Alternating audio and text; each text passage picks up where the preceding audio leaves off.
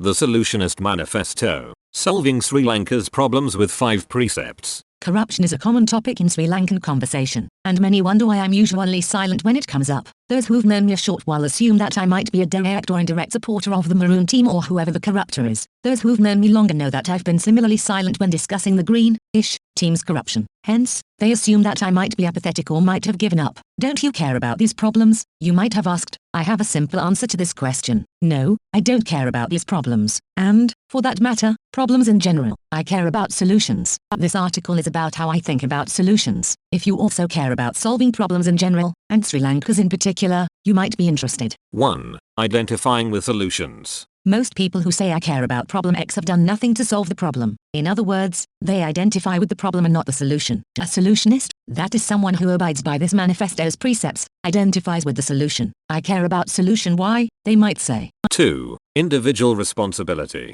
If you ask a problemist, that is someone who says I care about problem X, but does nothing to solve it. Who is going to solve problem X? The answer is always someone else. Often the government, or the municipality, or dialogue, or at Napola's cousin's mother-in-law. Anything and anyone, up to and including the kitchen sink, but not me. A solutionist considers it their individual responsibility to solve the problem. They might get help from others or play a supporting role to a more involved solutionists, but, for them, it is still my problem, and nothing is someone else's problem. 3. Skin in the game. There are industries devoted to the well-being of problemists. Many problemists are professional problemists who get paid for saying stuff like X is a serious problem. More information about problems is always helpful, but solutions are not our priority for many of these problem industrialists. Hence, the problemists are part of the problem, not the solution. Solutionists, on the other hand, have skin in the game in the quest for a solution. They align their well-being and sense of success with the solution. They never profit from problems. 4. Direct democracy. In theory, in a perfect representative democracy, it is sufficient to alert your representative of whatever problem you have. They will do what it takes to solve it. In practice, there are no perfect representative democracies. The representative part of democracy is only one tactic in a solution. Hence, if you think it is sufficient to petition the powers that be about a problem or threaten not to vote for them, or just talk a lot about how they should solve the problem, you're not a solutionist, because you've already broken the individual responsibility precept. While a solutionist takes representative democracy seriously, they also take other measures to solve the problem. One of the most potent tactics is in a flawed democracy, https://wikipedia.org Wiki Democracy Index, like Sri Lanka, is to do whatever is needed independent of official representatives. Planting a single tree in your backyard is better than complaining to your neighbor about all the trees at Sinharaja.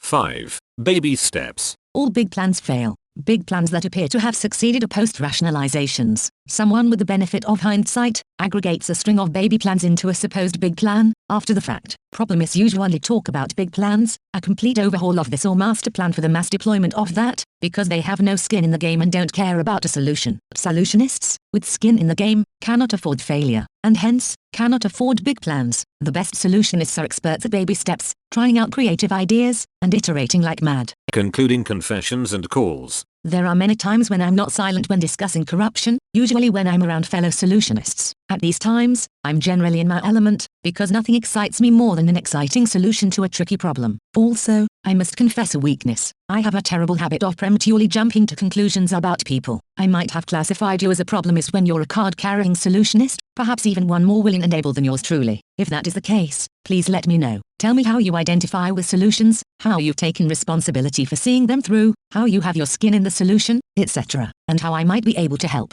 It might be the beginning of something big, in baby steps of course. Solutionists of Sri Lanka unite.